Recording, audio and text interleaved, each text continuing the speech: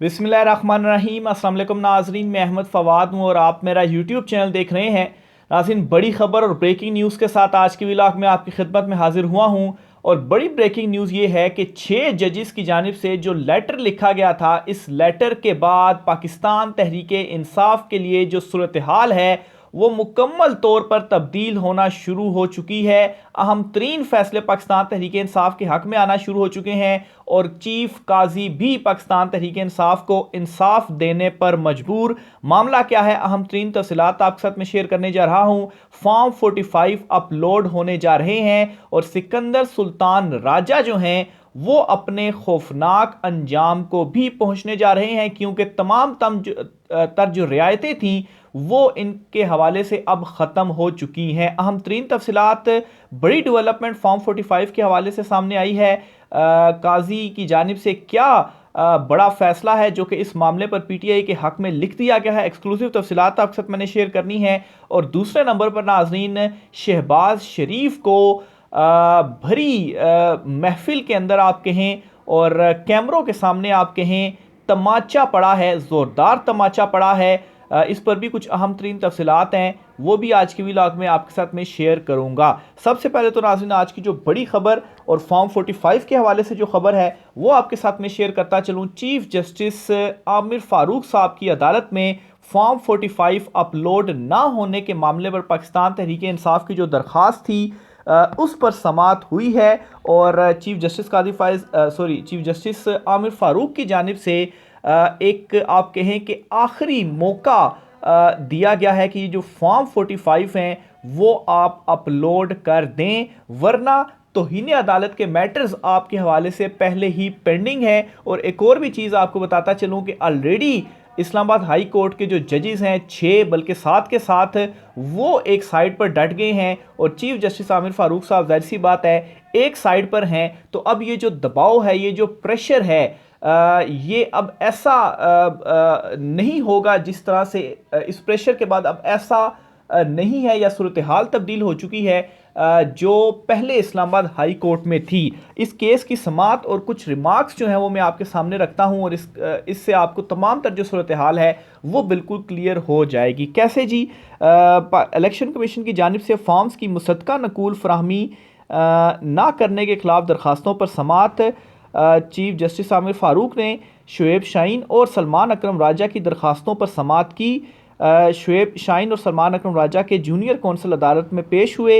Election commission ने मुतलका RO और सूबाई इलेक्शन कमिश्नर्स को हिदायत जारी कर दी हैं। इलेक्शन कमीशन हुकाम ने यह बताया क्या हिदायत जारी कर दी हैं कि जो फॉर्म 45 हैं ये अब जो फ्राहम है वो करना शुरू कर दिया जाए। इसके साथ ही फॉर्म्स की मुसद्दका कापियाँ हासिल करना दरख्वास्त गुजारों का बुनियादी हक है। ये चीफ जस्टिस आमिर फारूक साहब ने कहा। ये पहला रिमार्क्स उनका सुनिएगा। आपके खिलाफ तौहीन अदालत की दरखास्तें भी मौजूद हैं। चीफ जस्टिस का इलेक्शन कमीशन हुकाम से मुकालमा। इतनी छोटी सी बात पर अगर तौहीन अदालत की दरखास्तें आईं तो बहुत अफसोस की बात है हमारी। इसके साथ ही शुएब शाहीन ने कहा कि मुझे फॉर्म्स की मुसद्दका कापियाँ फ़राहम कर दी गई हैं मगर अभी मैंने इनको चेक नहीं किया। हमारी इस्तदा है कि कौमी असम्बली के साथ साथ सूबाई असम्बली के हलकों के फॉर्म्स भी फ़राहम किए जाएँ। इस पर चीफ जस्टिस ने कहा कि कानून के मुताबिक इलेक्शन कमीशन फॉर्म्स फराहम करने का पाबंद है। अब इसमें 3 बड़ी इंपॉर्टेंट बातें हैं। एक तो पहले तो ये होता था कि पीटीआई की जो दरखास्तें थी वो रिजेक्ट ही हो जाया करती थी, ठीक है। और अब ये चीज़ हुई है कि चीफ जस्टिस आमिर फारूक साहब ने 3 जो हिंट्स हैं और एक आखिरी जो रियायत है वो दे दी है। क्या? एक तो उन्होंने ये कहा है क्योंकि इस केस के अंदर वाज़े हुक्म नहीं दिया गया और केस अगले हफ्ते तक समाअत के लिए मुकर्रर किया गया है, लेकिन इसमें कुछ हिदायत और कुछ इनडायरेक्टली पैगाम Islamabad high court chief justice Aamir Farooq साहब ने दिया। क्या? कि कानून के मुताबिक इलेक्शन कमीशन फॉर्म्स फराहम करने का पाबंद है। अब अगर कानून के मुताबिक वो पाबंद है तो हुक्म क्यों नहीं दे रही Islamabad high court chief justice Aamir Farooq साहब? लेकिन इसमें एक लास्ट उनके पास वो है कि इलेक्शन कमीशन के पास भी कि आप पाबंद हैं और आप अपलोड कर दें, वरना जो ये तौहीन अदालत का मामला भी आपका हमारे पास मौजूद है और इतने छोटे से मामले के ऊपर तौहीन अदालत आना ये काबिल अफसोस है। इस तरह से नहीं होना चाहिए था। और अगर आप स्टिल यही इसी तरह से मामला चलते रहे और जिस तरह से 6 जजेस डट गए हैं, तो फिर जो इंसाफ है वो करना ही करना पड़ेगा। तो ये अहम तरीन और बड़ी डेवलपमेंट हुई है जो कि उस तरह से मीडिया के ऊपर रिपोर्ट नहीं हुई और इसको इस तरह समझा गया जी कि कोई वाज़ेह हुक्म नहीं है और अगले हफ्ते तक समात मुलतवी की गई है। ज़रा सोचे, अगले हफ्ते तक समात यूं ही तो नहीं मुलतवी हुई ना कुछ तो अहकामात हैं। शुएब शाहीन को फॉर्म 45 फ्राहम कर दिए गए। वो कह रहे हैं जी कौमी और सूबाई असम्बली के फॉर्म दिए जाएं और चीफ जस्टिस ये कहकर कि ये तो हक है, फॉर्म 45 मिलने चाहिए, आपके खिलाफ तौहीन अदालत की हैं, एक आखिरी यानी कि इसमें भी आप कहें कि एक लास्ट जो है वो चीफ साहब की जानिब से दी गई है कि 45 फॉर्म अपलोड कर दें, वरना फिर मजबूरन जो इंसाफ है वो तो करना ही करना पड़ेगा। और नेक्स्ट वीक तक क्या होगा कि जो सारी सूरत हाल है 6 जजिस के हवाले से ये भी क्लियर हो जाएगी कि ऊंट किस करवट बैठता है। और जिस तरह से 6 जजिस डट गए हैं और जिस तरह से सुप्रीम कोर्ट के अंदर भी मैं आपको बताऊं कि जो गर्मा गर्मी हुई है, जजेस जो हैं वो चीफ जस्टिस की जो सोच है, उनके अपने जो हम ख्याल थे वो अब हम ख्याल नहीं रहे। तो मामला चाहते हुए भी अब कंट्रोल में नहीं हो रहा और ना चाहते हुए भी अब अगर आप कहें तो भी जो इंसाफ है वो तो करना ही करना पड़ेगा। तो ये बड़ी डेवलपमेंट है फॉर्म 45 के हवाले से। और साथ ही पाकिस्तान तहरीक इंसाफ को बड़ी मुद्दत के बाद इस्लामाबाद में जलसा करने की जो इजाज़त है वो भी मिल गई है और वो भी इसी अदालत से, चीफ जस्टिस आमिर फारूक साहब की अदालत से ही इजाज़त मिली है। ये वही अदालत है जहां पर पीटीआई के लिए नो रिलीफ का जो बोर्ड था वो लगा हुआ था और कोई रिलीफ पीटीआई को नहीं मिलता था, फैसले महफूज रहते थे और फिर गैर मौसर हो जाते थे और क्लियर मुकदमा होता था, फिर भी फैसले जो थे वो महफूज रहते थे। इसी अदालत से ये जलसे की इजाज़त मिली है। और इमेजिन करें कि पीटीआई जब 6 अप्रैल को जलसा करेगी इस्लामाबाद में, और इंतज़ामिया ने तो इनकार कर दिया था लेकिन अब इंतज़ामिया को इजाज़त देनी पड़ेगी, इस्लामाबाद हाई कोर्ट ने कह दिया है। और ऐसे वक्त में जब पीटीआई का झंडा उठाने पर खाली गिरफ्तार कर लिया जाता था, तो जब पीटीआई इस्लामाबाद में जलसा करेगी इजाज़त के साथ, तो तब कितनी बड़ी तादाद में चीज़ें होंगी। और 6 अप्रैल के बाद नाजरीन मज़ीद जो मामलात हैं इस हुकूमत के लिए बिगड़ेंगे और पाकिस्तान तहरीक इंसाफ इमरान खान साहब के हक़ में जो चीज़ें हैं वो मज़ीद बेहतर होना शुरू हो जाएंगी। और ईद के बाद मौलाना फजल रहमान ने भी 25 अप्रैल से उन्होंने भी अपने जलसों का जो शेड्यूल है वो इनिशियल जारी कर दिया है। और कराची, रावलपिंडी, इस्लामाबाद, इधर उधर से वो भी तहरीक का जो आगाज़ है वो करने जा रहे हैं। इलेक्शन को उन्होंने मुस्तरद कर दिया है। ज़िमनी इंतखाबात का भी उनकी जानिब से जो बाइकआउट है वो कर दिया गया है। दूसरी जमातों से राब्ते का भी कहा जा रहा है। एक ग्रैंड अलायंस भी बनने जा रहा है और ये मिलकर एहतजाज करेंगी। तो गेम इज़ ऑन, क्योंकि अदलिया की साइड से भी जजेस डट गए हैं और ये सिर्फ इस मैटर को देखा जा रहा है। लाहौर हाई कोर्ट में भी जजेस और सेशन कोर्ट के भी जो जजेस हैं वो भी मामलात को देख रहे हैं, फिर उसके बाद वहाँ से भी जो लावा है वो फटने वाला है। तो ये नाजरीन बड़ी इंपॉर्टेंट खबर थी पाकिस्तान तहरीक इंसाफ के लिए। दूसरी तरफ नाजरीन, शहबाज शरीफ को तमाचा मारा है अपने ही उनके अहम तरीन और सीनियर रहनुमा ने, और उनका नाम है ख्वाजा साद रफ़ीक साहब। कैसे लगाया जी तमाचा? ख्वाजा साद रफ़ीक को शहबाज शरीफ ने कहा है कि आप मेरे सियासी अमूर के जो मुशीर हैं वो बन जाएं, लेकिन ख्वाजा आसिफ ने इनकार कर दिया है कि मैं आपका सियासी अमूर का जो मुशीर है वो नहीं बनूंगा। ख्वाजा आसिफ, राना सनाउल्लाह, इसके अलावा जावेद लतीफ़, इसके अलावा एक दो और लोग हैं मुस्लिम लीग नून के, जिन्हें ज़िमनी इंतखाबात के हवाले से कहा गया जी कि आप ज़िमनी इंतखाबात लड़ें और उसके बाद मुबैना तौर पर फिर आपको भी ले आएंगे हुकूमत में। लेकिन इन्होंने ज़िमनी इंतखाबात तक लड़ने से इनकार कर दिया कि हम इलेक्शन में भी हिस्सा नहीं लेंगे, ये नून लीग के अंदर सब कुछ हो रहा है। और फिर ख्वाजा साद रफ़ीक को जब ये कहा जाए जी कि आप मुशीर बन जाएं और उनका इनकार करना, ये साफ साफ पैगाम है कि नून लीग के अंदर से एक्सेप्ट नहीं किया जा रहा। जावेद लतीफ़ तो खुलकर बोल रहे हैं कि ये कठपुतली हुकूमत है जो कि बनाई गई है, ये हमारी हुकूमत नहीं है। और मैं आपको ये भी बताता चलूँ कि मुस्लिम लीग नून के अहम तरीन और सीनियर रहनुमा जो कि अभी मंजरनामे पर नहीं है, उनका भी जो लावा है वो फट चुका है और आने वाले दिनों के अंदर वो इकदाम करेंगे जिसकी उनसे नून लीग को एटलीस्ट उम्मीद तक नहीं थी। तो बहरहाल ये एक बड़ी डेवलपमेंट है जी जो नून लीग के अंदर हुई है।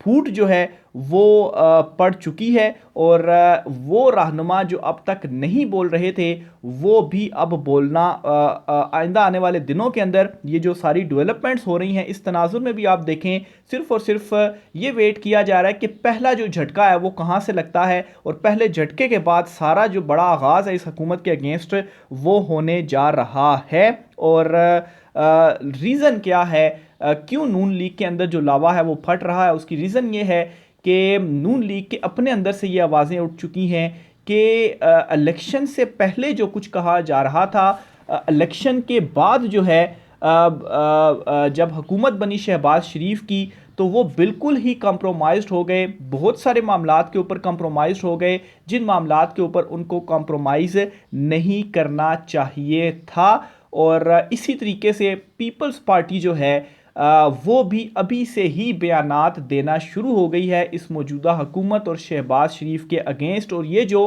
गैर फितरी इतिहाद था ये इतिहाद भी अपने अंजाम को पहुंचना शुरू हो चुका है। तो ये तमाम तर जो मंजरनामा है सियासी तौर पर भी और अदालती माहौल पर भी ये सारे का सारा इस वक्त बन चुका है और आइंदा आने वाले जो दिन हैं वो बहुत ही इम्पोर्टेंट और आप देखेंगे कि पाकिस्तान तहरीक इंसाफ के लिए मज़ीद जो बेहतरी है वो आइंदा आने वाले दिनों में होगी। आखिर में नाजरीन एक अहम तरीन मुलाकात हुई है, इस मुलाकात के हवाले से भी आपको मैं बताता चलूँ जी। आर्मी चीफ़ की मुलाकात हुई है शहबाज शरीफ से और इस मुलाकात के बाद आपको ये भी बताऊं जी कि चीफ़ जस्टिस कादी फ़ैज़ ईसा साहब से आज शहबाज शरीफ जा रहे हैं सुप्रीम कोर्ट और मुलाकात करेंगे। और ये मुलाकात क्या हुई है जी, इस पर जी वज़ीर-ए-आज़म शहबाज शरीफ ने आर्मी चीफ़ आसिम मुनीर से मुलाकात की। होने वाली मुलाकात में मुल्क की सियासी और मजमूई सिक्योरिटी सूरत हाल समेत दीगर अमूर पर तबादला ख्याल किया गया। अब नाज़रीन ज़ाहिर सी बात है जो प्रेस रिलीज़ आती है वो इसी किस्म की होती है कि मजमूई सियासी सूरत हाल और सिक्योरिटी सूरत हाल के ऊपर जो तबादला ख्याल है वो किया गया। लेकिन अब मुल्क की सियासी और मजमूई सिक्योरिटी सूरत हाल, मुल्क की सियासी सूरत हाल क्या है आपके सामने है। जो मामलात इस वक्त ओवरऑल मुल्क के अंदर चल रहे हैं और ज़ाहिर सी बात है जो 6 जजेस की जानिब से अपने उन लेटर्स के अंदर लिखा गया वो चार्जशीट तो अपने चीफ जस्टिस आमिर फ़ारूक साहब के अगेंस्ट उन्होंने लगाई ही लगाई, लेकिन उनमें एजेंसीज़ के किरदार पर भी उन्होंने खुल कर लिखा। अब ज़ाहिर सी बात है इसमें जो इस्टेब्लिशमेंट है या आर्मी चीफ साहब की जो वज़ीर-ए-आज़म से मुलाकात हुई है इतना बड़ा जो मैटर है और जिसमें शहबाज शरीफ और चीफ जस्टिस कादी फ़ैज़ ईसा साहब मिलने जा रहे हैं तो इस मुलाकात के अंदर भी लाजमी तौर पर जो डिस्कशन है वो हुई होगी। बहरहाल आज की जो मुलाकात है चीफ जस्टिस कादी फ़ैज़ ईसा के साथ शहबाज शरीफ की उसको भी 2-3 तरह से देखा जा रहा है। एक तो ये जी कि चीफ जस्टिस कादी फ़ैज़ ईसा साहब अकेले क्यों मिल रहे हैं वज़ीर-ए-आज़म शहबाज शरीफ से या आज़म नज़ीर तारड़ वज़ीर कानून चले होंगे, अकेले से मुराद दूसरा कोई जो सीनियर तरीन जजेस हैं वो क्यों नहीं इस मुलाकात में मौजूद होंगे। और ऐसे वक्त में जब जो फुल कोर्ट था वो बुलाया गया और उस फुल कोर्ट में कोई हतमी डिसीजन नहीं हो पाया, जजेस के इख्तलाफात थे, गर्मा गर्मी भी हुई और इसके साथ जो एक एलामिया था वो जारी होना था लेकिन वो भी नहीं हुआ। इसकी रीज़न यही है कि किसी हतमी नतीजे के ऊपर नहीं पहुंचा जा सका। और ऐसी सूरत हाल में शहबाज शरीफ से मुलाकात करना और चीफ जस्टिस कादी फ़ैज़ ईसा जो हैं और जो लेटर के अंदर इल्ज़ामात लगाए गए और शहबाज शरीफ के ऊपर तो ख़ुद एक लेबल लगा हुआ है चुनतखब वज़ीर-ए-आज़म का और फिर पाकिस्तान तहरीक इंसाफ के अगेंस्ट जो चीफ जस्टिस कादी फ़ैज़ ईसा के जो फ़ैसले थे वो आरोज़ वाला, वो बल्ले के निशान वाला, तो ऐसी सूरत हाल के अंदर शहबाज शरीफ से मुलाकात करना तो ये बहुत ही बड़े जो सवालिया निशान है वो इस मुलाकात के ऊपर ही उठ चुके हैं। बहरहाल आज